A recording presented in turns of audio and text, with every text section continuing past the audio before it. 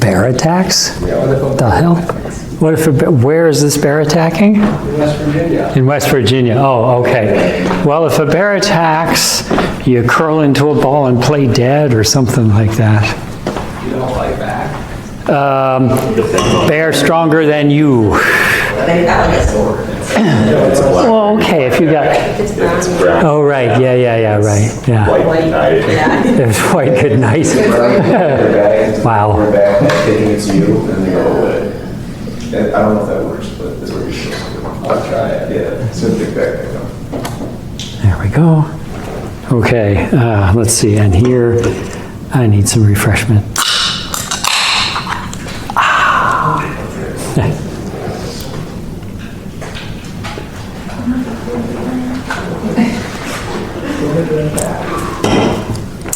All right, at last we begin. So I think last we spoke, I had said, we did the example of 4 blow dryers per square centimeter for the sun, right? And then that's the last thing we did, I think, because then I was going to do a little thingy with Wien's law for the sun. I think I didn't do that, is that right? Nobody knows, which means probably didn't, because y'all knew about the blow dryers. So here we go. All right, something conveniently works out for Wien's law here. So remember that the sun has an effective temperature, the thing which when multiplied, which when taken to the 4th power and multiplied by sigma gives the actual surface flux of the sun. What was the sun's effective temperature? 5,770 Kelvin. Yes, indeed. 5770. Beautiful, beautiful Kelvin right there. And if we use Wien's law on that, then what Dr. Wien, Herr Dr. Wien would say to us is that lambda max, or lambda peak, whatever you want to call it, for the sun, where the spectrum would peak, if it were truly a perfect thermal spectrum, well, you'd get 2.90 times 10 to the 6th power nanometer Kelvin divided by 5,770 Kelvin. All those Kelvins cancel. We're left with nanometers, just like we want for a wavelength, and we get 503 nanometers. Roughly what color is that going to be? Is that in the visible range? Yeah, because the visible range is 400 to 700 nanometers, right? Yep. So that's in the visible range, kind of smack and not dead center or anything like that, but definitely away from the edges. What color do you think that is? It starts with a G. It's green. Yeah, that's a greenish, kind of a green, maybe a greenish yellow wavelength.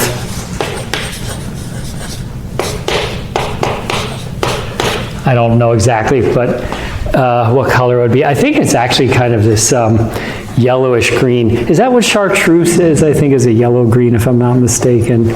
I mean, you know, indigo's bad enough, but then we got chartreuse, right? So anyway, y'all know why tennis balls have the color that they do? That electric green color. This is not a coincidence. In other words, our eyes are most sensitive to around 550 nanometers wavelength, and the sun's thermal spectrum peaks at around 500-ish nanometers wavelength. This is not an evolutionary accident that our eyes are good at detecting the light that our star likes to emit, because organisms that make photopigments that allow them to see well in their star's light are more likely to be successful than organisms that don't. So certainly that is not just a coincidence. Anyway, the thinking with the tennis balls is that they're the color that both our eyes are most sensitive to, and that, you know, sun's very much good at giving off. It's not one wavelength they're reflecting, obviously, but that's why they're so freaking visible, is what it comes down to. And then sometimes you'll see road signs that are kind of this kind of yucky yellowish green color, and it's exactly the same logic there. It's supposed to make them easy to see. For a while, they were making fire trucks and ambulances that color as well, but they went back to red, I guess, because I don't think anybody ever misses a fire truck going, beep. I can't even do it today. My voice is a little hoarse. Beep. Oh, God. Insert loud siren sound here, right? You're like, where is it? Where is it? Oh, if only it weren't red, I might be able to find it, you know. So, and we do have that kind of, you know, cultural, red is a danger color and all that kind of stuff. I'm a very dangerous person right here. Sipping danger right there. Anyway, that's like the story with that. Another aside, by the way, is that some of you might have heard me say this. Our cutoff is about 400 nanometers on the short wavelength end, but in fact, that's actually set by the transparency or lack thereof of your cornea, not by your retina. Your retina by itself can see a bit into the ultraviolet. And I have read that when people, and also the lens of your eye, it also sets that cutoff of about 400 nanometers. I've read that when people get cataract surgery, often the replacement lenses that they get are transparent into the near ultraviolet, and that people that get cataract surgery can therefore, if they get the right lenses, and if I ever have it, I'm asking for the lenses that would be the right lenses, see a bit into the ultraviolet as a result of that. And this allows them to do things like see these ultraviolet pigments on the petals of flowers that are really there for the bees, because bees can see into the ultraviolet. They're called nectar guides. They're basically landing strips saying, hey, buzzy bee, nectar here, follow these landing strips right here. And so they're pigments that we normally can't see, but people with cataract surgery apparently can start being able to see them, and so they see these purplish, they'll look, because it's, you know, if it's ultraviolet, it's going to stimulate your retina the same way violet does, basically. So they see these purplish nectar guides on flowers that the rest of us can't see. So does this mean I'm going to go outside all the time and get as much ultraviolet light into my eyes as possible so that I'll eventually need cataract surgery? It does not. However, if I ever do need cataract surgery, I'm going to take advantage of that fact. So, and ask for the ones, give me them ones that are going to let me see nectar guys. You're going to be like, what are you talking about? And then we'll have to have a conversation. Anyway, notice that we can make a nice approximation here. If we approximate, and this is the usual approximation, you normally don't hear 5,770 Kelvin. If we approximate TEF as 5,800 Kelvin, well, that would say lambda max was, oh my gosh, it's going to work out perfectly now, right? It's going to be 2.90 10 to the 6 Kelvin over 58, well, 5.8 times 10 to the third Kelvin. So now I don't even need a calculator, because what's 2.9 over 5.8, i.e. what's 29 divided by 58? Or flipped around, what's 58 over 29? 1/2. It's a half, right? Because 2 times 29 is 58. So this is 0.5 times 10 to the 6 over 10 to the third is 10 to the third, yes. Come on, y'all. Don't be shy. So, what was that? Okay, 10 to the third, so times 10 to the third nanometers, or in other words, 500 nanometers. So another way using those values to write Wien's law, and it makes it easy to remember, is that lambda max times the temperature is equal to 500 nanometers times 5,800 Kelvin, just using the solar values. So take your pick, but that's a way to remember Wien's law that works just kind of perfectly for the sun there. it would work for any star, but the numbers wouldn't be nice and round like 500 and 5800, for example. Because 500 times 5800 is 2.90 times 10 to the 6th, in other words. So it works out nicely. Ooh, kind of nice, ain't it? Yes, it is. Okay. So now, what are we going to get here? Where was I?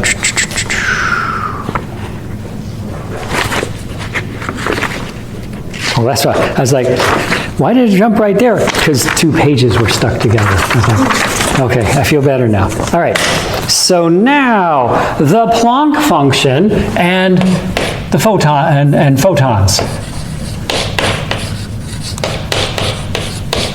The Planck function, as in Max Planck, as we say in America, right? Planck's constant, well, it's Max Planck. Max Planck. The Planck function, well, not only is he known for Planck's constant, he figured out what the thermal spectrum is described by. The Planck function and photons. Planck function of photons. So,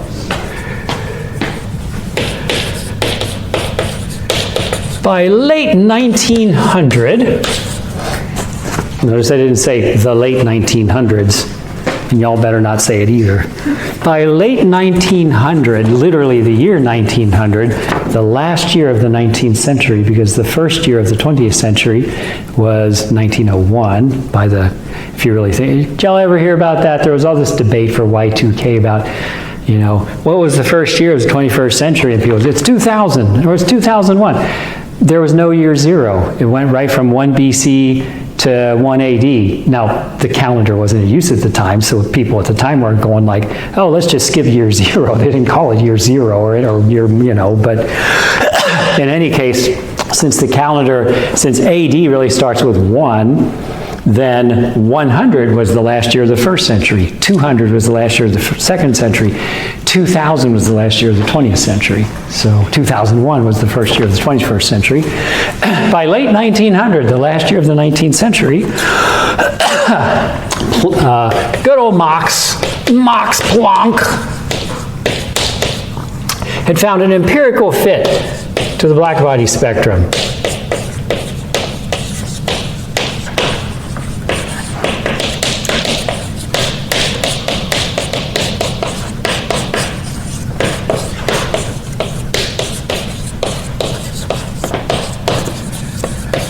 The black body spectrum, namely this, B lambda as a function of t equals a over lambda to the 5th power divided by e to the b over lambda t minus 1. And we're going to put in what a and b are not too long from now. But we got funny notation here, and you might have seen this before, like in 280, when we write b lambda of t, for whatever reason, we're putting lambda as a subscript on b, even though it's really another argument of the function. In other words, a more kind of normal way to write this would be b as a function of wavelength and temperature. So b sub lambda as a function of temperature really means b as a function of wavelength and temperature, but for whatever reason we make that a subscript. That's completely standard. Even physicists do weird things every once in a while, not just astronomers. So feels good to say that. All right? So what does this mean? Okay, well, we're going to bring in a concept called specific intensity, and that'll require us to talk about solid angle. How many of y'all know about solid angle? How many of you know what a steradian is? And if the answer is none of you, that's fine. You do. We've talked about it before. Yeah. Did you say we repeat? Well, solid angle, or measured in steradians as opposed to radians. Yes. Right, but a lot of you, how many of you like what you're talking about, Dr. Harmon? Yeah, that's fine, yeah. Okay, because you're gonna learn it from me now, all right? And it's a little subtle. When I first encountered it, I'm like, this is kind of subtle. But that's fine. I'm going to guide you through this idea. It's a very important idea, and it'll explain, and so I'm going to talk about specific intensity, and at first it might seem like this very abstract concept, but here's something very important. What you are actually seeing when you look at the world is specific intensities of things. Specific intensity is what you actually see. So as I'm developing this, keep this in mind. This is not some esoteric thing that only exists in the textbook. You actually see specific intensity. It's what corresponds to what you see with your eyes when you look at different things in the world, as we will explain. So here, the definition of B lambda of t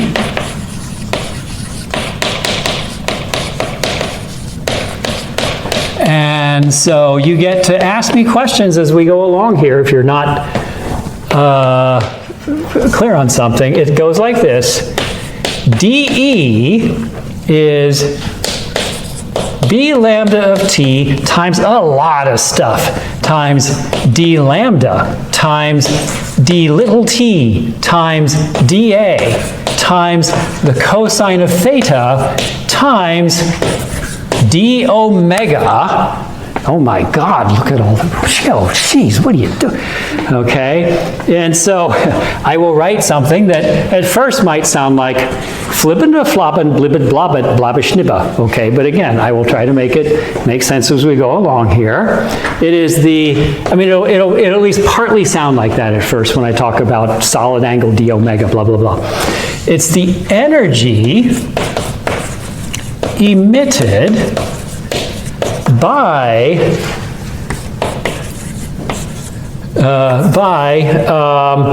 surface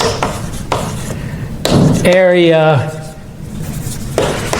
dA on the black body, our thermal emitter there. So like if the table is a black body, there's some little dA emitting radiation. It's the same kind of dA like when you do like Gauss's law, the little dAs that you break the surface into.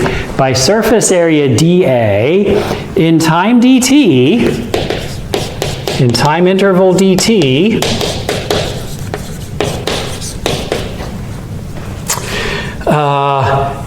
in the wavelength interval,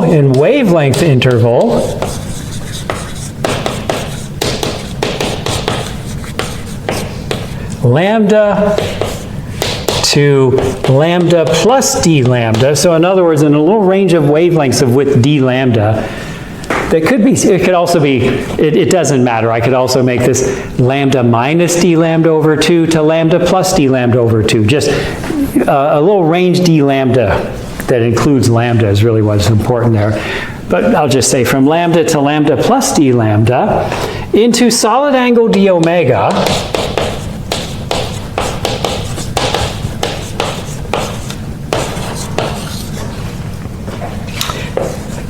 at angle theta from the normal.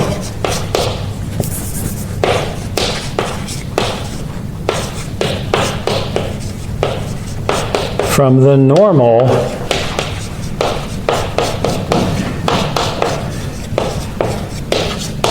to the surface. That's a lot of words.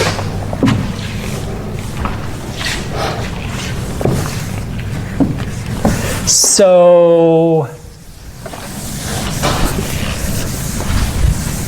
the idea then, the basic idea here is my cute little patch dA. I mean, it would apply to if right here's an ugly little patch dA. I could apply it to that too, but I prefer a nice cute little patch, a lovely neat cute little patch of area dA.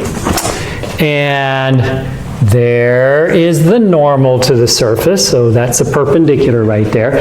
Remember when you do Gauss's law, right? You talk about the normal to the surface, same concept is involved here. And then we are going to consider radiation coming from actually each piece of the surface. I'm drawing it from the center, but every little piece of the surface is emitting radiation into this narrow cone of radiation, a narrow cone of, that we're considering here. So we're considering the radiation emitted by dA in directions that are confined to this narrow cone of directions. And that's what we mean with solid angle. It's a generalized kind of cone of directions. And the angle between that cone and the surface, that is theta.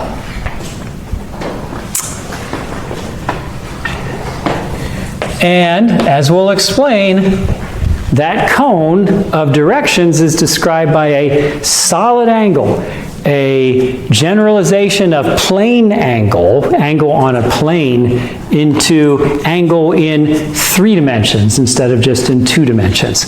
So solid angle is a 3-dimensional version of angle, of what you normally think of angle.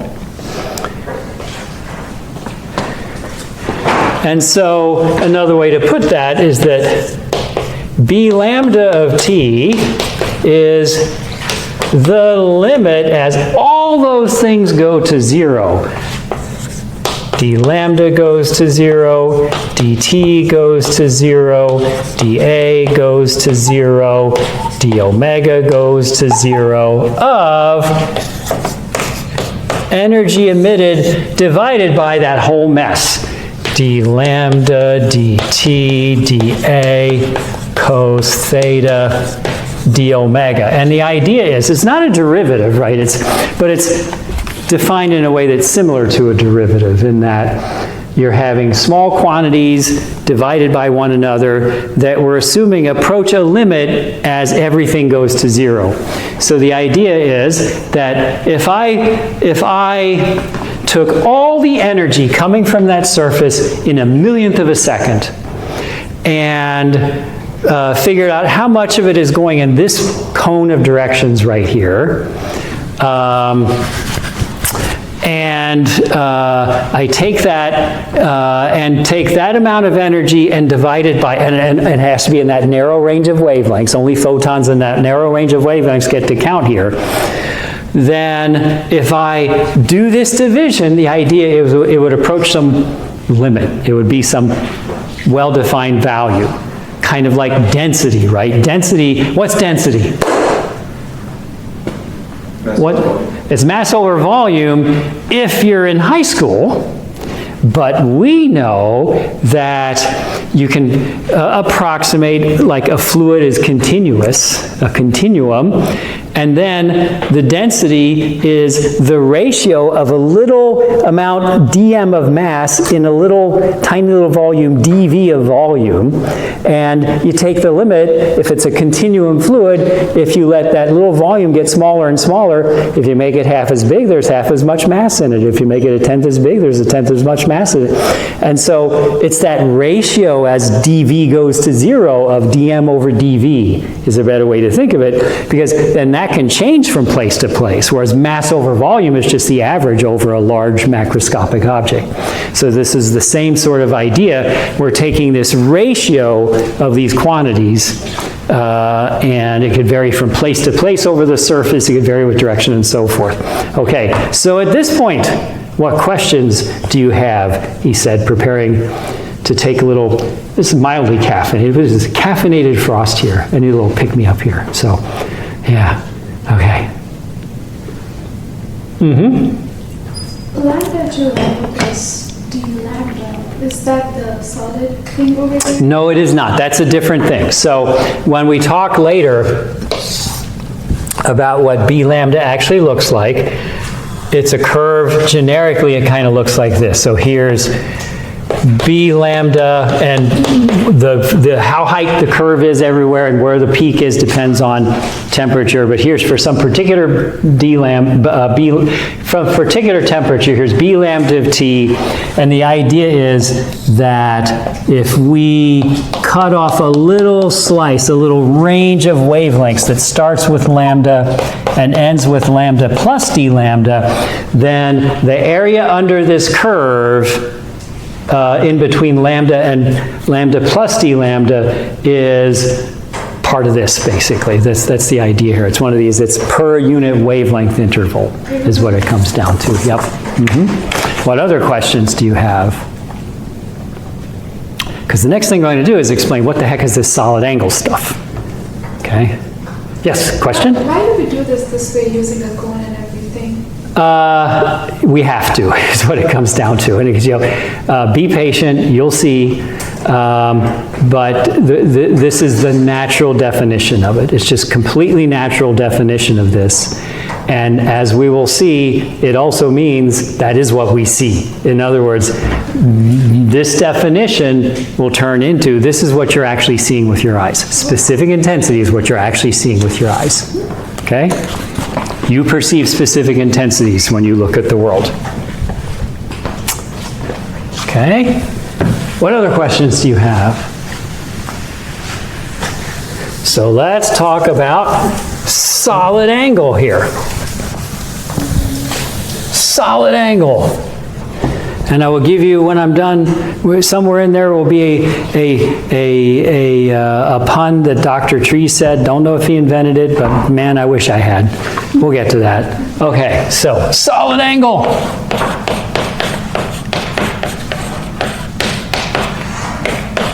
Let's start with the kind of angle you already know about. Okay, plane angle. And you've surely seen this before, but you may have not have thought of it so carefully. Here's the definition of angle. The definition of an angle looks like this. Right? I've got two rays coming out of a point, and I want to define what's the angle between those two rays. What I do is I draw a circle of radius r centered on that point, and I say, okay, this amount of arc length right here, from there to there, is s. So s equals arc length subtended,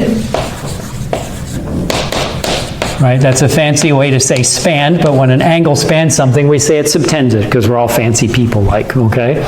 So, arc length subtended by our angle theta for a circle of radius r.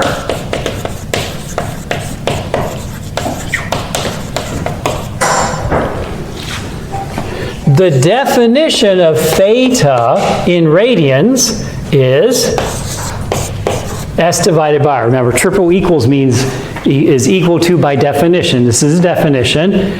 By definition, theta is s divided by r.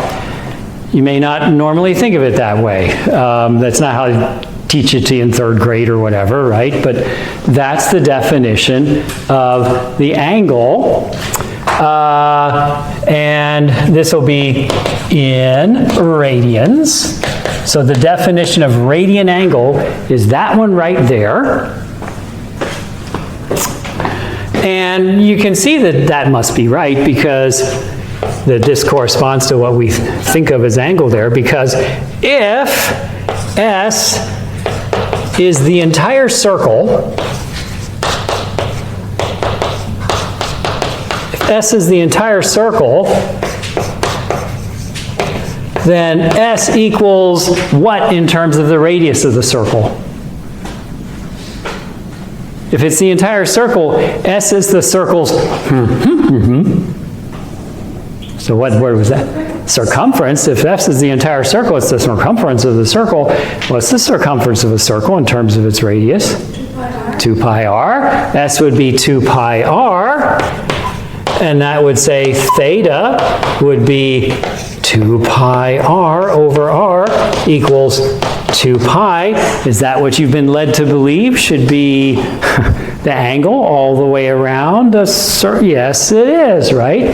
So in other words, there are 2 pi radians in a full circle.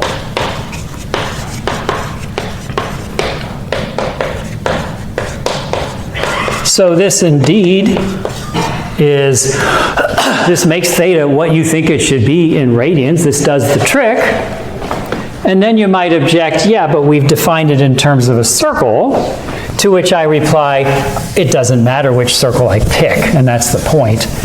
The angle is actually a property of the two rays themselves and not which particular circle you pick, because, so theta is independent of r. I mean, you have to center the circle on that point, but it's independent of r, since if we, for example,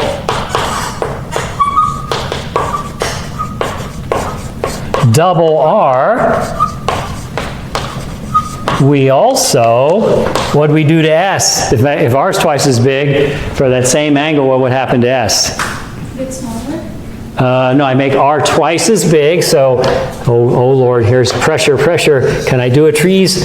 Oh, can I do this? Can I do this? Here's a circle, twice the radius, twice the radius, twice the radius. So here's the new s. How does it compare to the old s? Bigger. How much bigger? Twice as big. If I double r, I double s. We also double s. So theta equals s over r is unchanged. So it doesn't matter what the circle's radius is. Theta is theta is theta. You can think of the circle as just a construction to let us measure it if we wanted to. But we're going to get the same thing no matter which circle we use. While if I made r 1,000 times bigger, what would happen to s? It would get how many times bigger? Just being sure, right? Yes, et cetera, et cetera.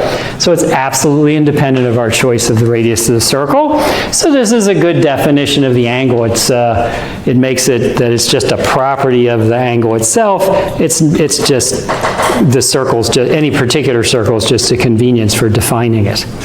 And then of course, if you want degrees, well, you just multiply by a conversion factor that makes a full circle 360 degrees, et cetera, et cetera. But okay, in radians. So are radians really dimensionful, given that it's a ratio of s over r? What are the units of this? What are the units of s? SI, let's say. Meters, how about r?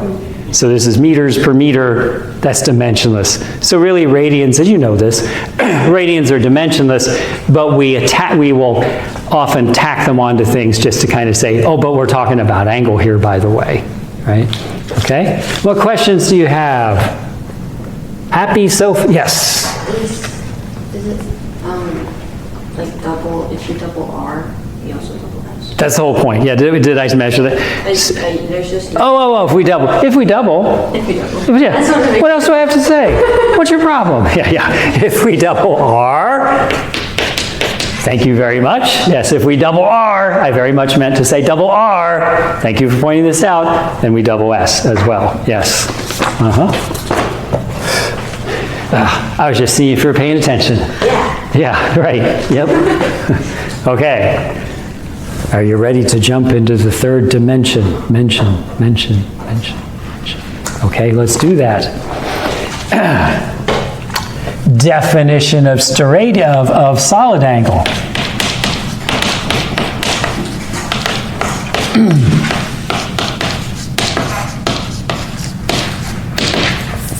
Okay, we need to go up a dimension. So we don't use a circle surrounding a point. In 3 dimensions, what's the generalization of a circle? A 3-dimensional circle is a sphere. So we're going to surround a point with a sphere. I drew the point first. That's too risky. Here's the sphere, right? So this is a sphere. I'm not going to try to get all fancy shading and stuff like that. That's a sphere now. Here's a point at the center. And here is this patch of area A on the surface of the sphere. And I'm going to draw what I like to call a generalized ice cream cone, where I connect every point on the edge of that area A to the center of the sphere. So every point is connected to the center there. Every point on the periphery of A is connected to the center, and in fact, every point within A, if you like, as well. That's my bundle of directions that I'm talking about. All the directions which point from the center of the sphere to some point within that patch. That's the solid angle that I'm talking about here. So,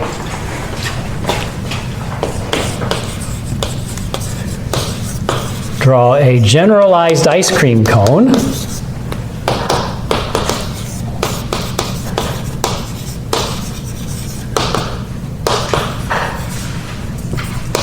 Connecting each point on the patch of area A to the center of the sphere.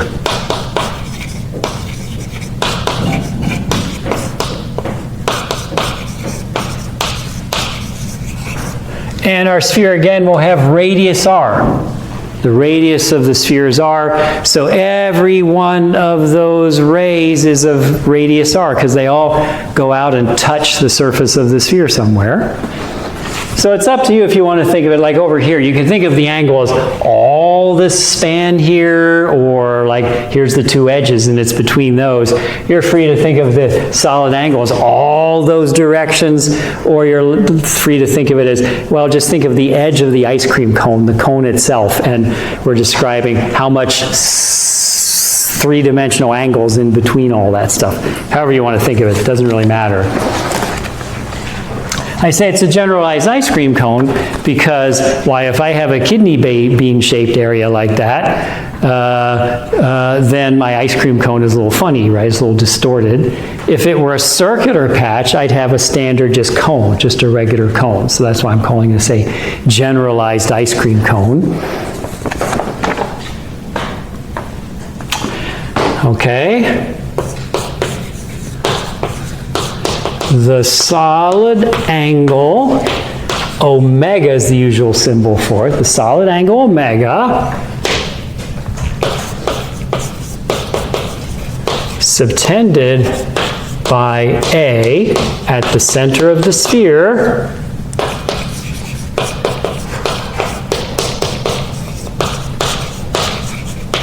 is omega triple equals, because this is a definition, A divided by, I want this to be dimensionless. What are the units of A? If we use, let's say, SI. What are the units of A? It's an area, so area is measured in square meters. So what power of R should I divide by here? R squared. I divide by R squared because I want omega to be dimensionless just like theta was, but here there's an area on the top, so I need something with area units on the bottom. And so omega is defined to be A divided by R squared, and we say it's measured in sterradians, which are frequently abbreviated as SR. And this leads to the pun that, oh my gosh, this is so me, and yet I can't claim it. Oh, it breaks my heart every time I think of this. And the first time I heard of it was somebody told me that Dr. Trees said this. So I don't know if he made it up either. But if he did, kudos to him. You win this one, Dr. Trees.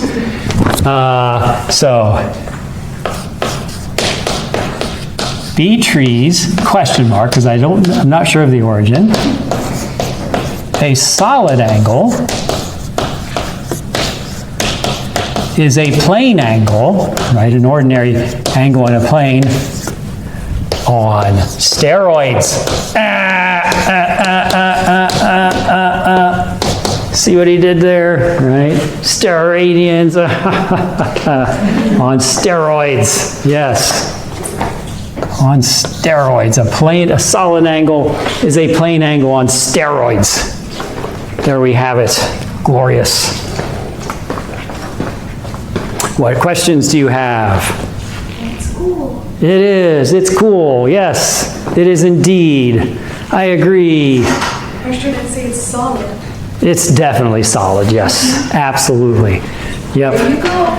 indeed. Yeah, I'm going to do y'all a solid today by enlightening you on what steradians are. Okay, I feel like I should just leave that there because it doesn't suck as a diagram, as a picture, so I'll just like not risk it.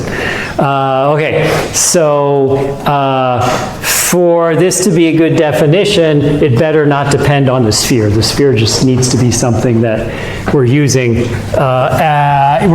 for our convenience here to construct it, or to define it, but it has to be independent of that. It has to be a property of the bundle of directions itself, and not what particular sphere we used, and it is. I mean, if it wasn't, I wouldn't continue. I'd be like, well, we tried to do it, it failed, sorry for wasting your time. No. If we say, right, because it's just one example, double R, then A increases, careful, by a factor of what? Does it only double? Yeah, it increases by a factor of 4, right? Because the area of a sphere is 4 pi r squared, and so if you doubled the radius of a sphere, its area becomes r squared, 4 times bigger, and so every little patch of it would become 4 times bigger in area. If we double r, then A increases by a factor of 2 squared equals 4. So omega equals A over r squared becomes, the new A is 4 times the old A, and the new r is 2 times the old r, right? And so this becomes equal to 4a over 4r squared equals a over r squared. Oh, it didn't change, it's always the same. So it's independent of which particular sphere you use. It is in fact a property of the bundle of rays of the solid angle itself. So we put a check mark there and a joyous face that we've got ourselves a good definition here of what a solid angle is.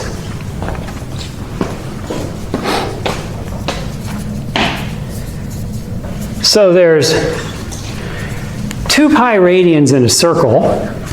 For a solid angle, we want to know how many steradians in a sphere. Or in other words, if I'm talking about a sphere, that would mean connect the center to every point on the surface of a sphere surrounding it. In other words, we're saying like, if all directions, right, all of them put together, all directions around a point are our solid angle, how many steradians is that?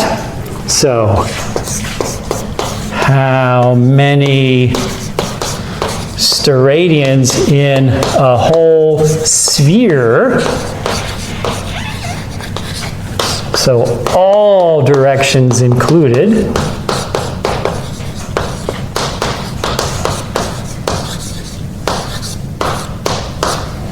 Well, in this case, A is the whole surface. Our patch is the entire surface. A is the whole surface of the sphere.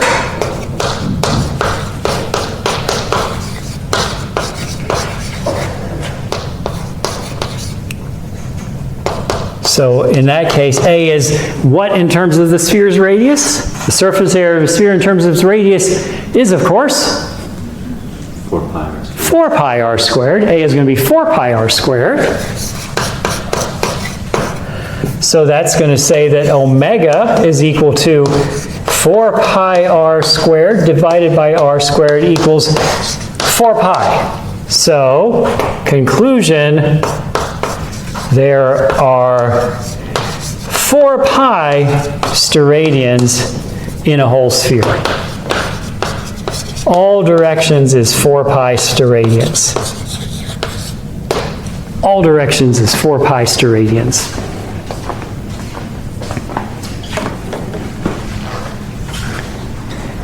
When we get to general relativity next semester, you'll be able to make an argument to let you know if you had a 4-dimensional angle, what would it be for the whole hypersphere surrounding it? But that's later. Oh, it's going to be great. It's going to be great. You can't wait.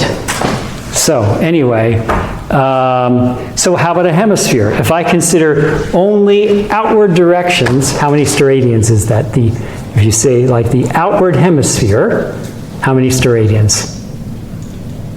If I'm looking at it, you got a bowl, a point at the midpoint of the plane of the bowl, and I want to know the opening angle, solid angle for that half sphere. The whole sphere is 4 pi, so what's a hemisphere going to be? 2 pi, yeah. So there's 2 pi steradians in a hemisphere, if you will, and so forth. And all of you, well, you know, you're looking at me, right? I subtend a solid angle from your location. So pick, you know, like pick an eye, draw lines from your eye to every point on my periphery from your point of view, so to speak.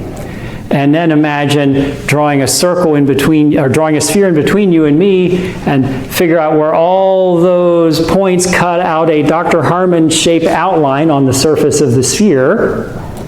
Find the area of that Dr. Harmon shaped outline, divide that by the square of the radius of that sphere, doesn't matter which one you pick, and that's the solid angle I subtend from your location, and vice versa. Hey, y'all are subtending solid angles from my location too. It's solid angles everywhere. Glorious, wonderful, time for a break.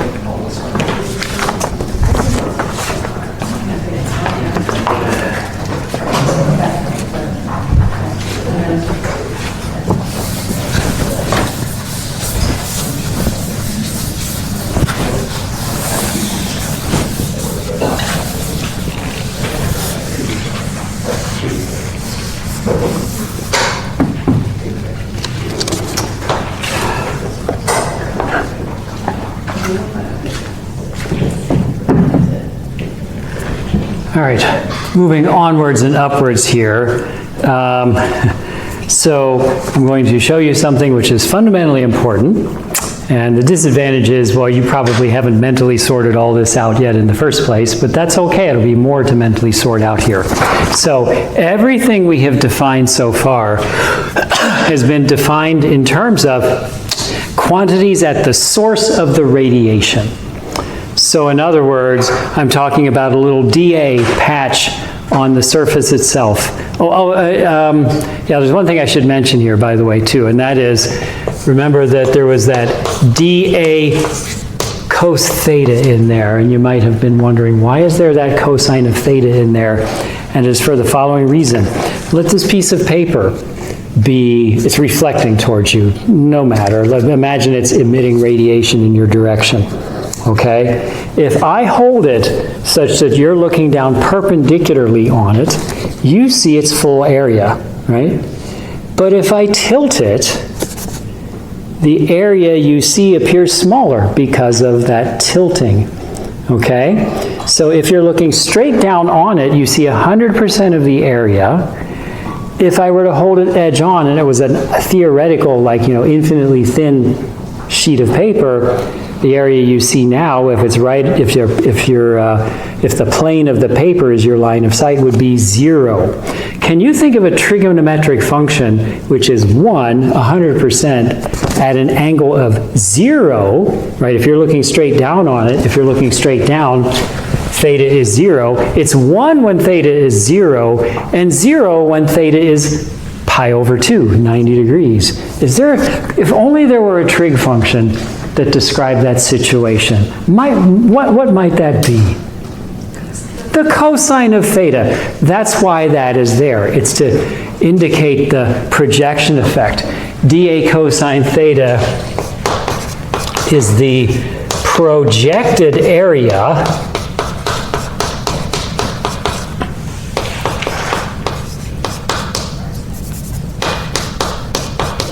of dA that you see when viewing it at angle theta.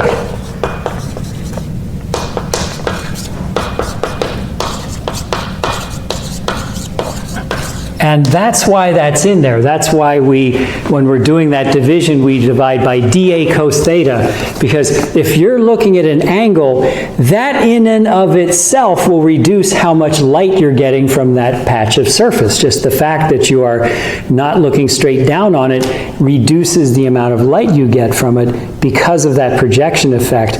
And we don't want that to affect the specific intensity. We want it to not matter what angle you're looking down upon the surface at. And so we divide by the projected area of a little patch instead of the area of the little patch itself. So does that basically make sense, the idea that I'm conveying there? There's lots to think about here to get all the details in, but that's the key. It's to account for the fact that we generally don't see the full area of the patch. We effectively see only a projected area of the patch.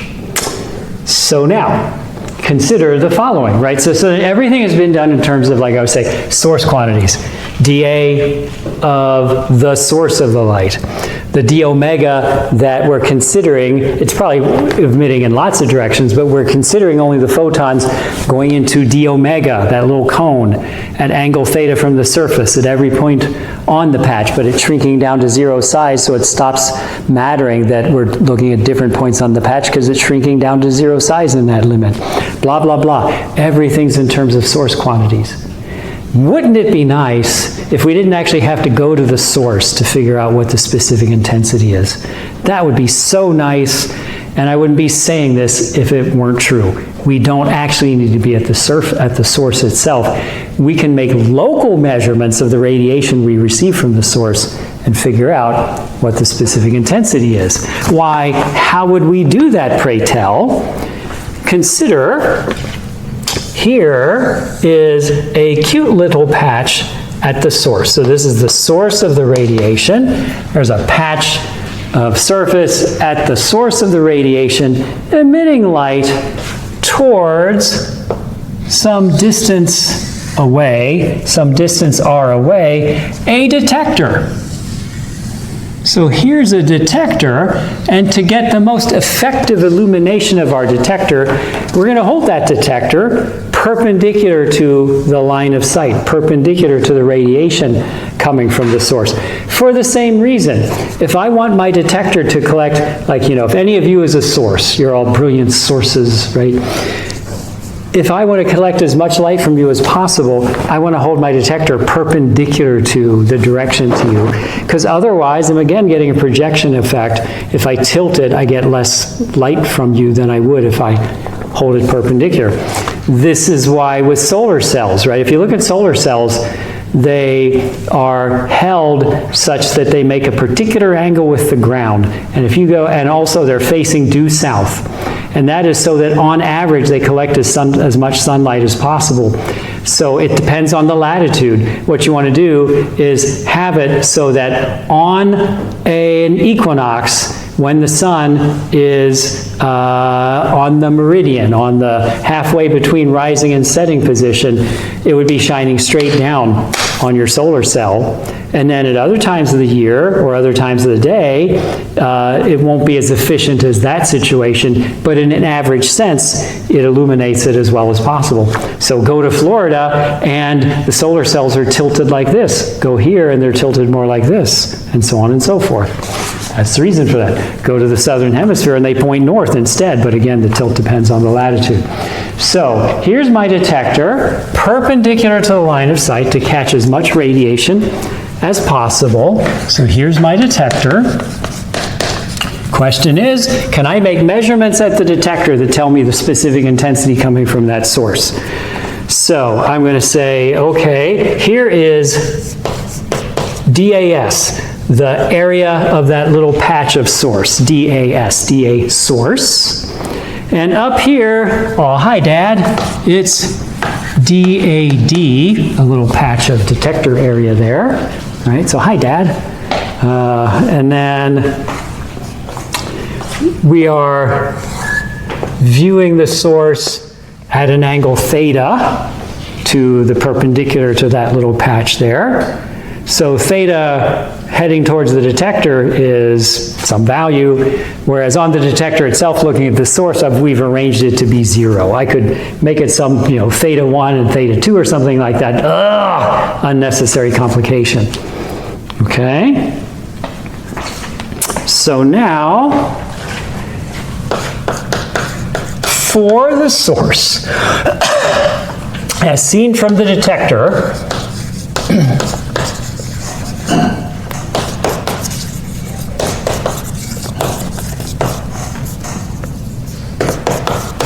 for the source as seen from the detector, d omega of the source, the solid angle the source subtends as seen from the detector,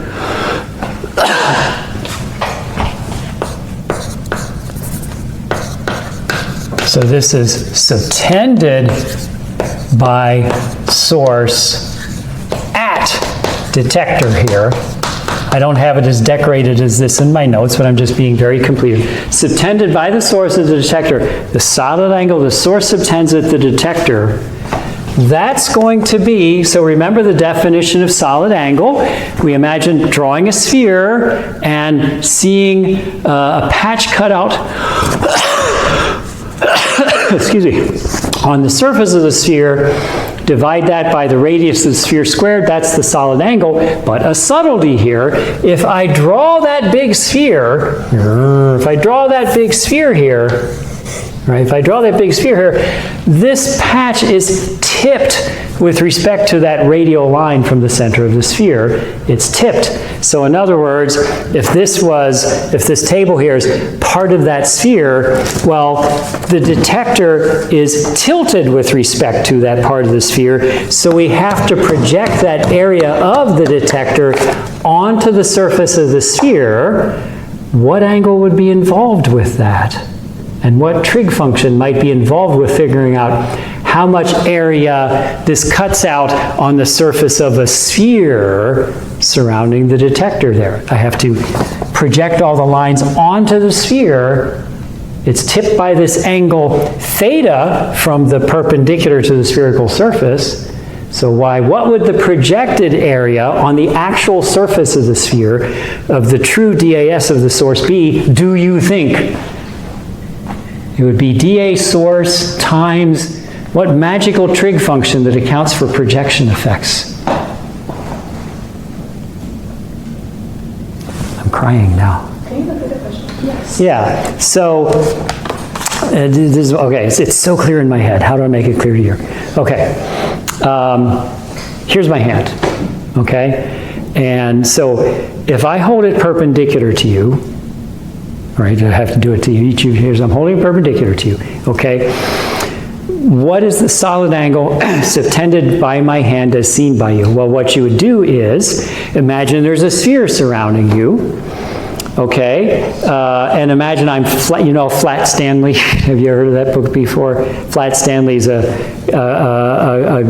character in a kid's book where he becomes flat. He's flat, okay? So I'm flat DH here. I have a flat hand, and I just lay it on the surface of that sphere so that my hand right on the surface of the sphere is literally some patch of area A on the surface of the sphere. That area divided by r squared is the solid angle my hand subtends from your location.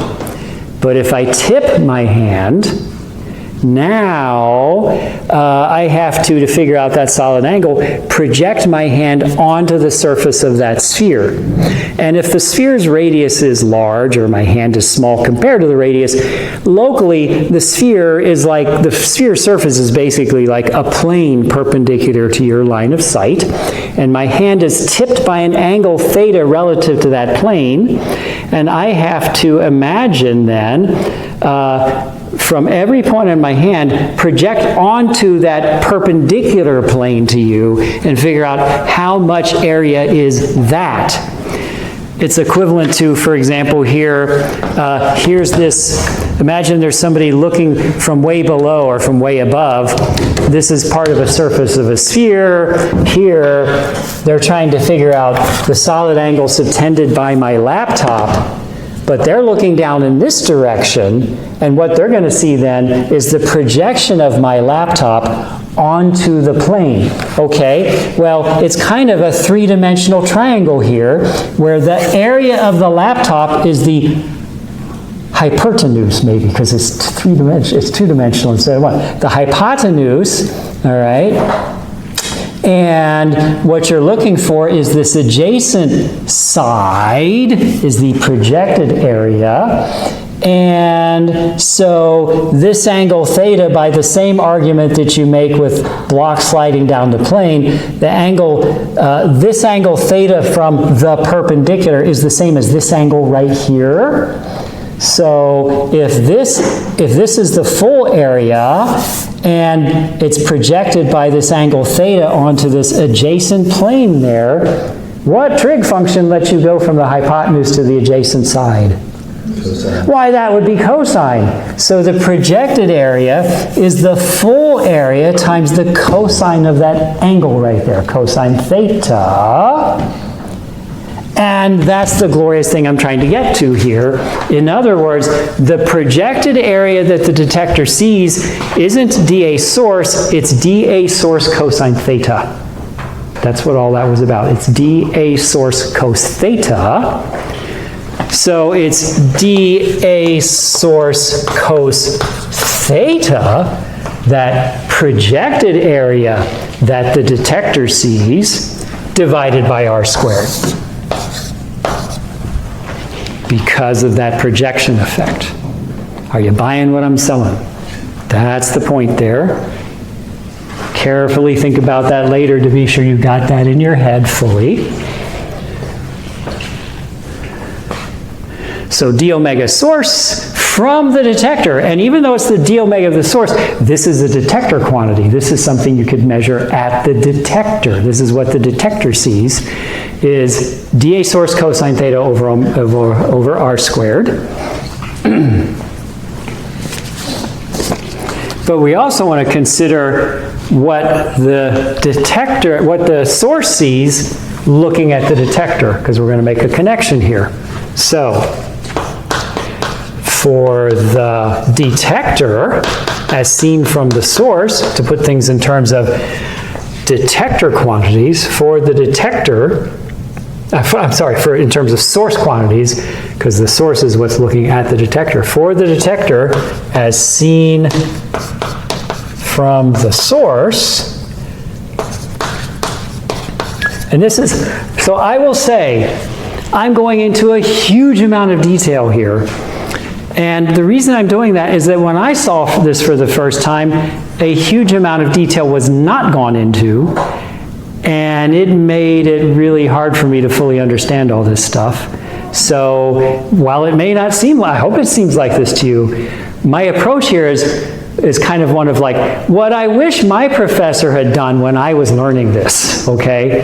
So, you know, maybe when I'm done, you're like, I still don't get it. But come and talk to me then or whatever. I'm trying to do what I wish my professor had done when I was learning this. This is what I'm doing right now.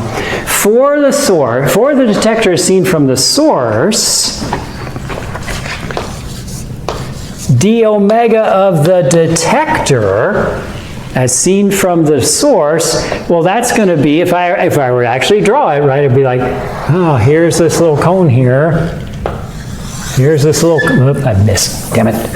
Here's this little, gosh dang it, I mean, here's this cone here, here's this cone here. And I could have drawn one the other direction too, but oh my God, the diagram would get so complicated if I did that. Okay, do we have to worry about any projection effect here? No, because we're looking at the detector perpendicularly. So we see the full detector area. So I don't need any cosine theta stuff here. It's just dA detector divided by r squared. It's just dAd over r squared. dad over r squared is d omega of the detector as seen from the source.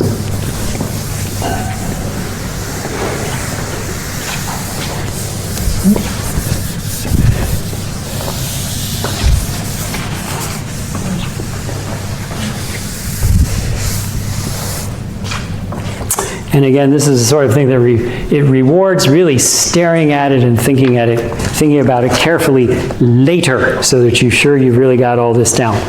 That's something I always did. You know, I am not a quick thinker. I am a careful thinker. I very slowly mull things over in my head until I get them backwards, forwards, upside down, and sideways. That's how I need to proceed. I have to understand, which can be a disadvantage if I'm reading a paper and I can be like, oh God, I'm stuck in the mud now, because I'm like, I have to, sometimes you got to be like, oh, just take this for granted and go to the next thing. That is so hard for me to take something. I was like, okay, I don't get this, but I'll come back to it. Oh, that is so hard for me. But sometimes you got to do it. All right, so anyway, note that. Chain of reasoning here. Note that, and you'll see why I care in a minute, because this is going to show up in the denominator of the definition of the specific intensity of the B lambda. I don't think I've ever said that. So B lambda, by the way, that B lambda of T is called the specific intensity emitted by the black body. I don't know if I said that magic word yet. The specific intensity, as opposed to just the intensity, it's the specific intensity. It's the intensity per solid angle, as we'll learn to describe it. Note that dA source times the cosine of theta times d omega of the detector is equal to, excuse me, dA source cos theta, and again, for a moment, you're going to be like, yeah, so what? You'll get a so what in a minute here. dA source cosine theta times, well, d omega of the detector was dAd over r squared, dA of the detector divided by r squared, dAd over r squared. Well, let's just rearrange that. Why, that's dA of the detector times dA source cosine theta over r squared. Right, I've just rearranged. I just moved the r squared underneath dA source cosine theta, and I just flipped them around.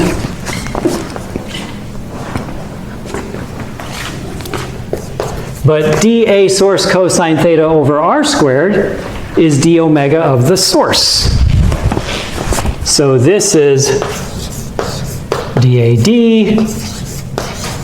d omega source. So notice that I've switched the roles of A and omega here in between source and detector. So over here it was dA of the source and d omega of the detector, and over here it's dA of the detector and d omega of the source. I flipped their roles. Okay? So what, you say? Am I supposed to be impressed? Yes, you are. Why are you supposed to be impressed? Because now we can do this.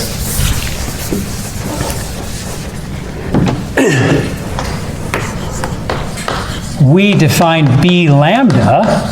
We define the, I'll officially say it now, the specific intensity. Maybe I said it before, maybe I didn't, but if I didn't, I'm saying it again. The specific intensity. We define the specific intensity, B lambda of T, in terms of source quantities, in terms of quantities measured at the source,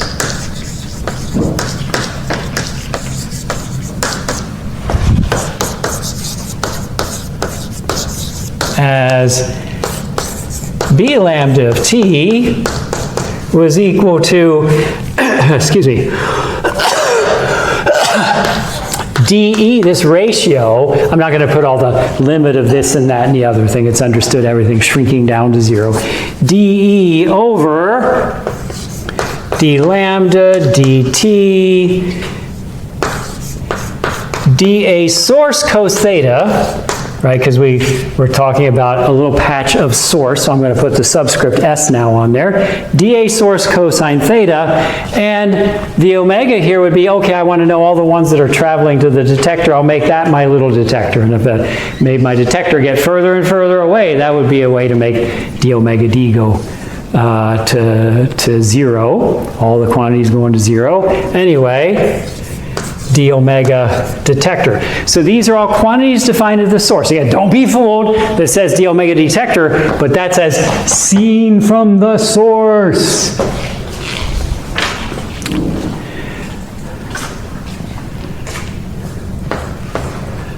But now I can use that relationship over there. I can replace dA source cosine theta d omega detector with dA detector d omega source. dE over d lambda dt dA detector d omega source. And whether you realize it or not, this is a boom! We have accomplished something here. Because does the wavelength interval of the photons that we're talking about matter whether we're talking about them being emitted by the source versus catching those same photons of the detector? Does the d lambda change? No, it's still the same d lambda. dt, there's a little interval of time the photons were emitted. That same interval of time, I'll catch the photons on the other end. dt is both a source and a detector quantity. dA detector, dA detector. Can I measure that if I'm just at the detector itself? Sure. d omega of the source. I'm looking back at the source from the detector. Can I measure that from the location of the detector? Yes, because I'm looking at the source. I measure the source's solid angle from the location of the source. So this is all in terms of detector quantities. All in terms of things we can measure at the detector.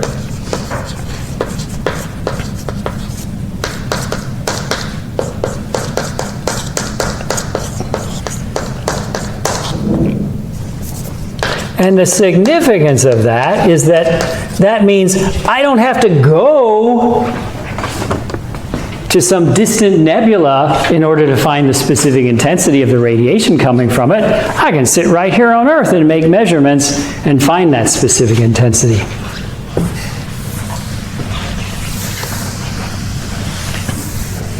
So again, I don't know how well you're appreciating this, but this is super important. This is super important. We can make local measurements to determine the specific intensity of some distant source, and then what we just did implies specific intensity is independent of distance from the source.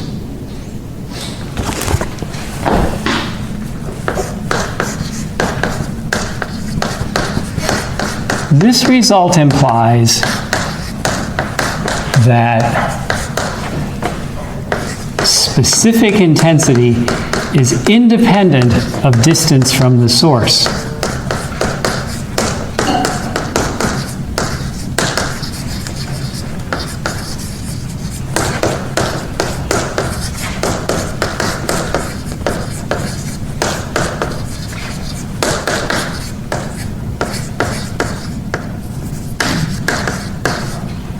Or, and this is a little bit facetious, but this is true, or it's not safe to stare at the sun on Mars either.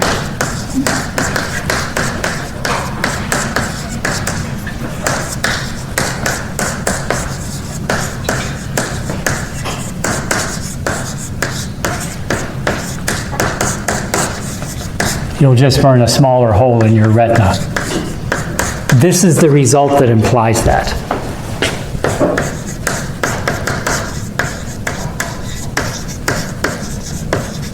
I mean, okay, that's a plus. I burn a smaller hole in my retina. But it's still not safe to look at the sun because I don't want any hole in my retina.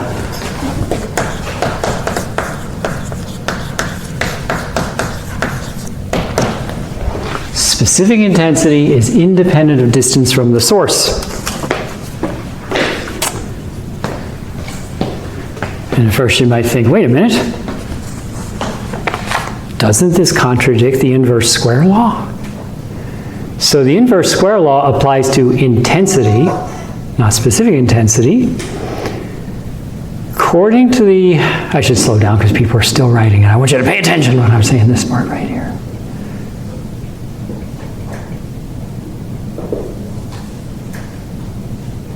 Okay, so remember the inverse square law happens because as light spreads out from a source, it gets spread over larger and larger spheres surrounding the source over more and more area. And so if you're twice as far from the source, imagine that you're just part of a giant sphere centered on the source.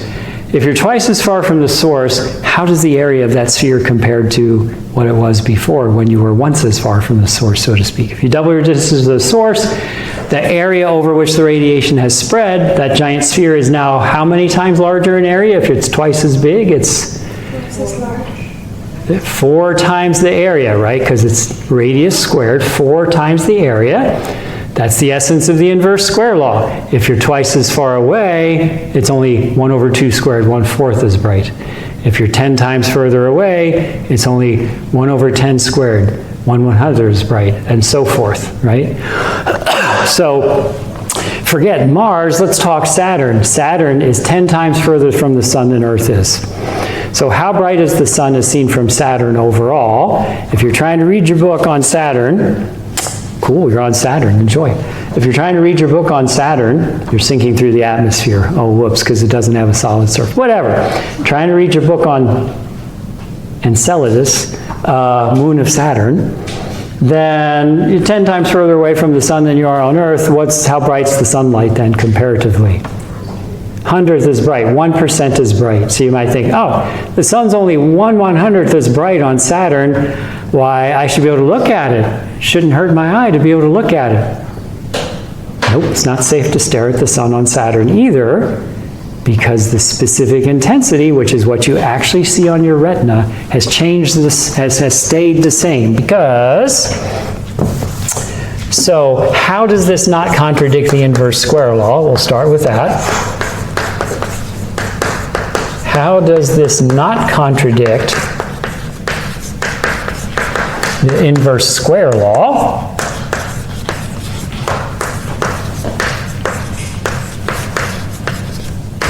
How does that not contradict the inverse square law?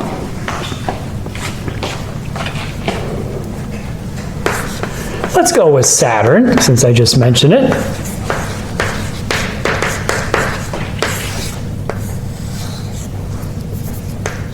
Let's go with Saturn there, okay. Decided to do what would happen on your phone, right? You get that right, you start typing, and it's like, oh, you can make flames or a candle or whatever, right? You know, so if I put Saturn in my phone, there's the rings, right? So let's go with Saturn.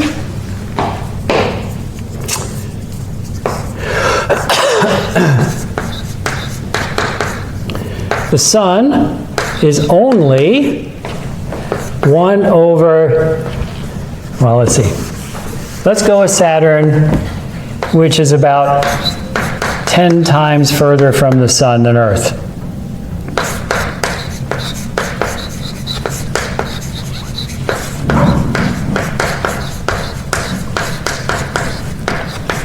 Ten times further away from the sun than Earth. The flux, also known as intensity, I did not say specific intensity, I just said intensity,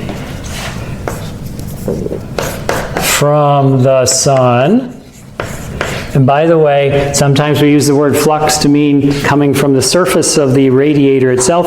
Sometimes we mean at our detector far from the radiator, and you have to know from the context. The flux from the sun at Saturn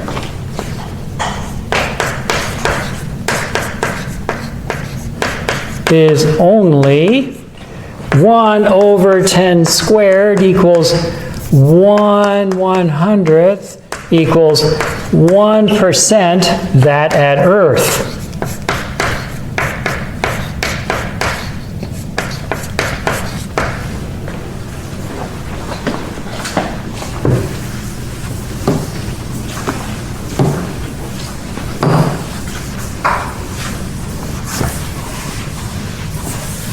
But what about the solid angle subtended by the sun?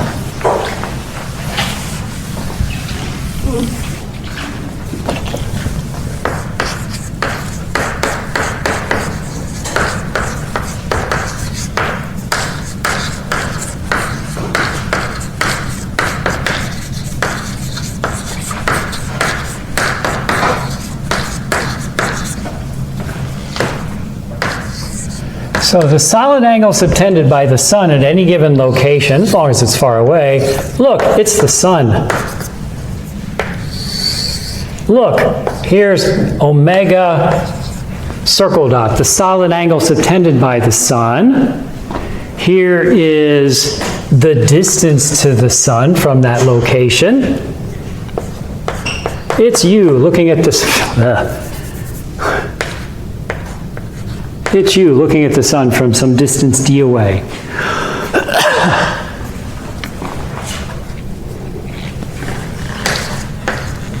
So how would I find that solid angle? I'm a distance d away, so that's the radius of the sphere in this case, d.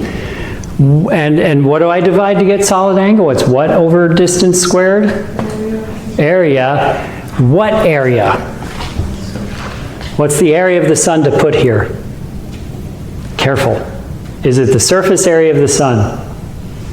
No, it is not. What area is it?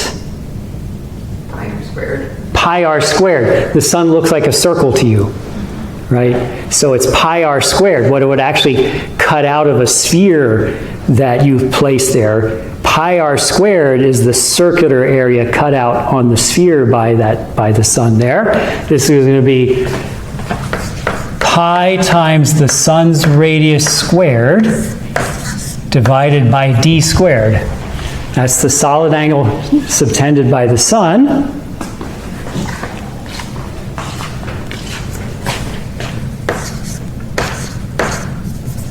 Is proportional to, goes like 1 over distance squared. Because does this change depending on how far you are from the sun? Does the pi r squared change? No, that's always the same. The only thing that changes is your distance.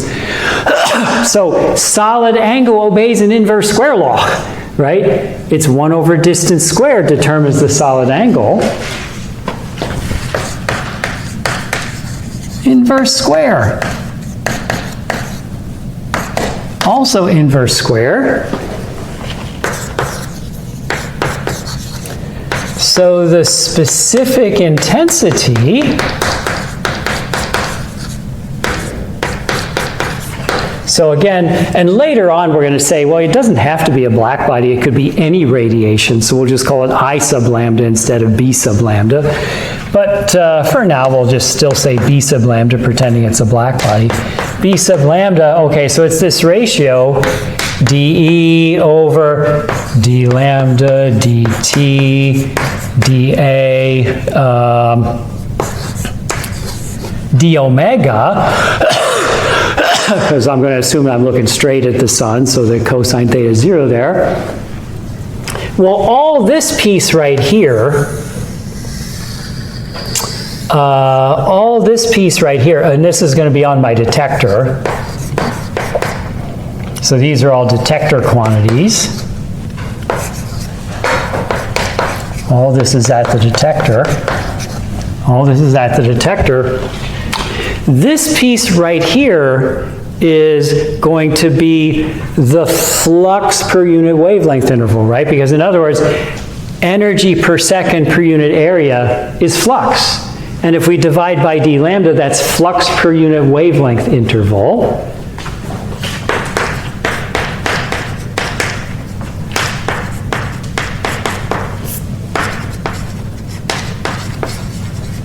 Alternatively, I could just integrate out lambda and just consider overall wavelengths, and then it would just be flux per unit wavelength interval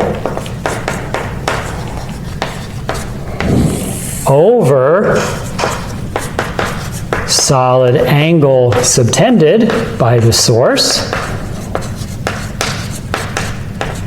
by the sun in this case. So I'll throw that in too. If we integrate over lambda,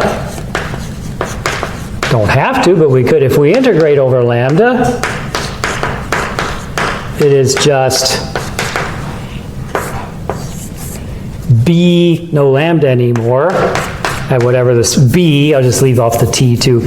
B is equal to flux over solid angle, the flux from the sun, total flux from the sun, divided by the solid angle of the sun. How much did the flux change? If we got 10 times further away, the flux, the brightness was only how big compared to before? 10 times further away, 1/100th as big as before. So 1/100th that at Earth, when we got at Saturn's distance, if we consider it's 10 times further from the sun. And what happened to the solid angle of the sun? Ah, it's not the same. Because remember, solid angle is the sun's, we call it cross-sectional area divided by your distance from its square. The solid angle keeps getting smaller and smaller. If I start receding into the distance, I'll look smaller and smaller to you because I'm subtending a smaller and smaller solid angle as seen from your location. So when we got 10 times further from the sun, what happened to the solid angle that it subtends? How much did it get smaller? Goes like 1 over distance squared. We got 10 times further away.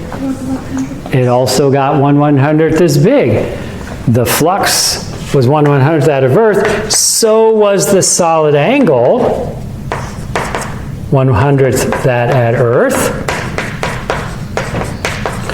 So what happened to the integrated specific intensity, meaning integrated overall wavelengths? I don't have to integrate overall wavelengths. What happened to the integrated specific intensity? Why, it's a ratio of the flux to the solid angle, but they both went down by a factor of 100, so what happened to the specific intensity? Anything? Did it change? No, it stayed the same.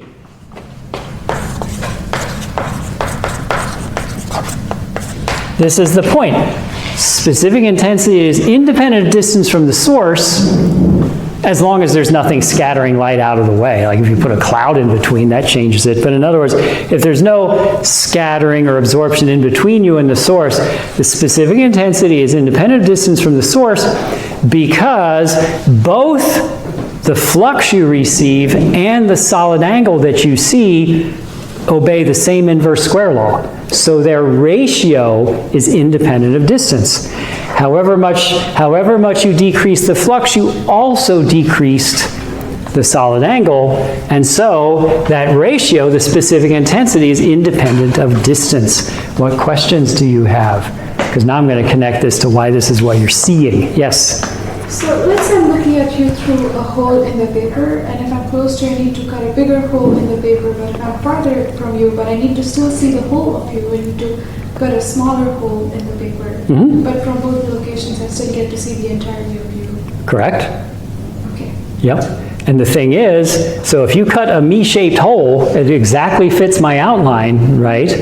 Then if you're holding that piece of paper at a constant distance from you, that's precisely you saying, I need a smaller and smaller solid angle in order to just allow me to shine through, so to speak, right? So that's kind of the point, is the further and further away I get, the smaller and smaller I look to you. And that's because that's another way of saying that the solid angle I subtend at your location is getting smaller and smaller. And in fact, solid angle is determining what you see. So y'all remember, you did some like ray tracing with lenses, at least in lab before. Do you remember doing that sort of thing? Okay, so in particular, using my renowned drawing abilities, here is your eye, there's the lens of your eye, okay? And here is, I don't know, let's say the moon, okay? Do you remember, if you're ray tracing, what happens to a central ray, one that goes right through the center of the lens, in the thin lens approximation, yada, yada, yada? What happens to the central ray? Does it get deviated or not? Do you remember? What's it do? Leave your eye. Yeah, so remember, I'll remind you, right? So in other words, you got your lens, and here's the focal point, and a ray of light parallel to the lens axis gets refracted through the focal point, right? So if I do ray tracing, then I can locate the focus by tracing a bunch of parallel rays, and they all get refracted through the focal point if they're parallel rays. Also, central rays go undeviated. So in other words, if I'm ray tracing rays that are coming through the center of the lens to a good approximation, in the limit that the lens becomes thin, thin, thin, central rays go undeviated. Ones that pass through the central ray center of the lens don't get deflected by the lens. Does that ring any bells at all? Because it's true, okay? Central rays are undeviated. So in other words, okay, the moon is really very, very far away. It's not as close to your eye as this is, right? So I'm really just drawing rays of light coming from the moon very, very far away. And if you have 20/20 vision, then your retina is in the focal plane of your lens when it is relaxed, when it is focused on infinity. And so if I want to figure out what the image of the moon looks like on your retina, how big it is, all I have to do, I don't need to do any fancy ray tracing of lots and lots of rays. I just use the fact, and this is going to help this works, I just use the fact that central rays are undeviated. And so, okay, this was supposed to be up there, but I hope you see what I mean. Here's the image of the moon. There's the image of the moon. In the focal plane in general, this wouldn't have to be your eye. If there's something very far away, then it actually doesn't even have to be in the focal plane. The point is, notice something. Here's the image of the moon on your retina, or the film plane of the camera, of the chip plane of the camera, or whatever, anything like that.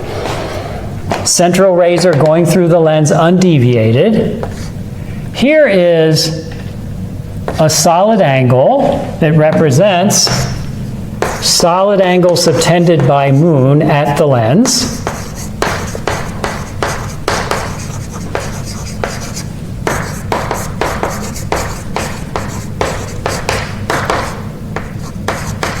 Moon at the lens. Here is, how could we describe that? This would be the solid angle subtended by the image of the moon at the lens. Does that make sense? This is the solid angle subtended by the image of the moon at the lens.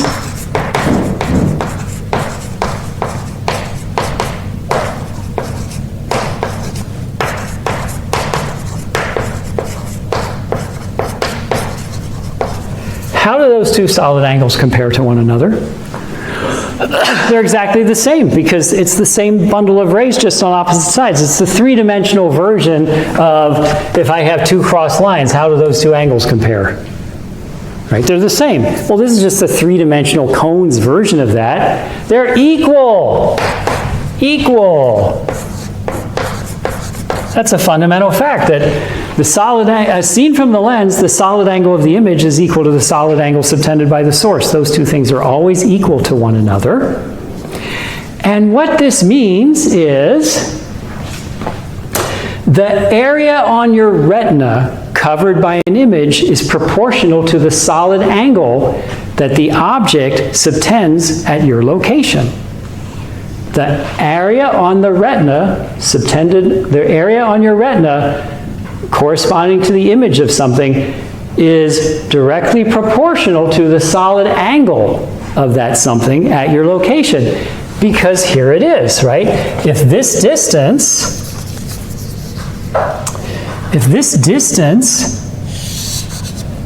is the focal length of your eye, f, then the area of the image is going to be f squared times omega, because omega itself would be area of the image over f squared. That's radius of a sphere centered on the lens right there. So the area of the image on your retina is the distance from your lens to your retina squared times that solid angle. So if you are looking at the sun, the area that the sun subtends on your retina, the area that the image of the sun fills on your retina is directly proportional to the solid angle of the sun as seen from your location. Is that making sense at all? You getting what I'm saying here? Right? So area of image is directly proportional to the solid angle there. So if you look at the sun from Saturn and look at the sun from Earth, and you compare how much area on your retina the sun's image takes up in those two situations, compare them. If you view the sun from Saturn 10 times further away, what happens to the area of the image on your retina compared to before? It's what? Yes, smaller by a factor of 1 over 100. It's 1/100th as big because the solid angle is 1/100th as big. So that image of the sun on your retina is only 1/100th as big.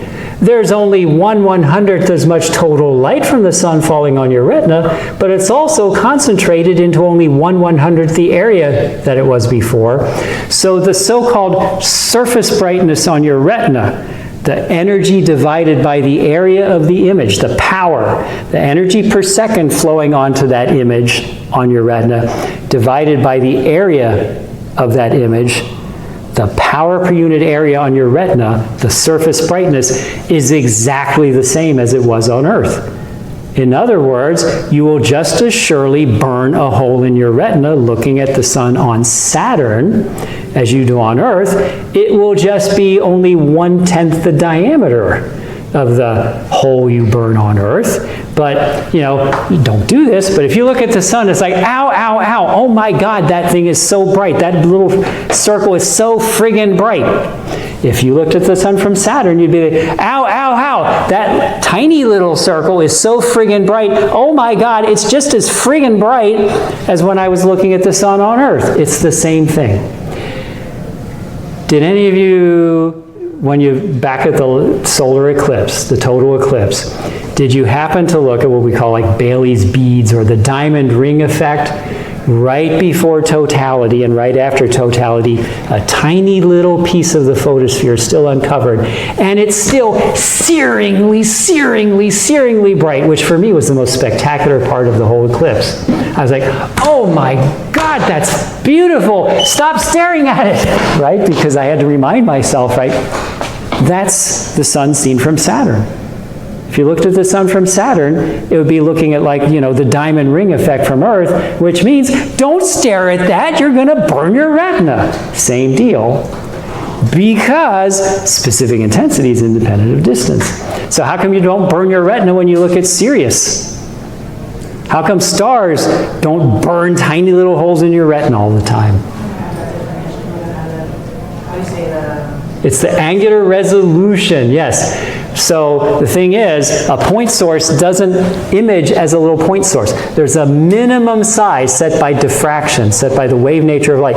There's a minimum size to the image on your to the area on your retina covered by a point of light being imaged by it.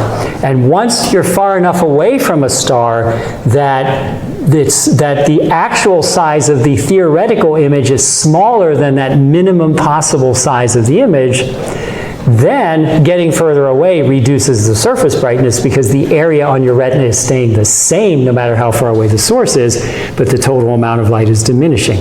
So this is a happy thing because it means that we don't burn our eyes every time we look at stars and so forth. Most people have never thought of this before. We're never even aware this is a problem. So you are now enlightened by all of this. Ha, ha, ha, ha, ha. Right. Yep. And here's another fun fact I'll just say as I'm leaving here. No optical aid can increase the specific intensity falling on your retina, which means if you look at a galaxy, no matter how big the telescope you look at it through, it can never have a higher surface brightness on your retina than you get with your naked eye. And this is why, even through the largest telescopes, galaxies just look like little fuzz patches. It's impossible to go beyond that. Kind of depressing, but it's true. It can be shown that the specific intensity can only be decreased by an optical aid. You cannot increase it. So the best you can do is make it look bigger, but the same surface brightness as seen by your naked eye.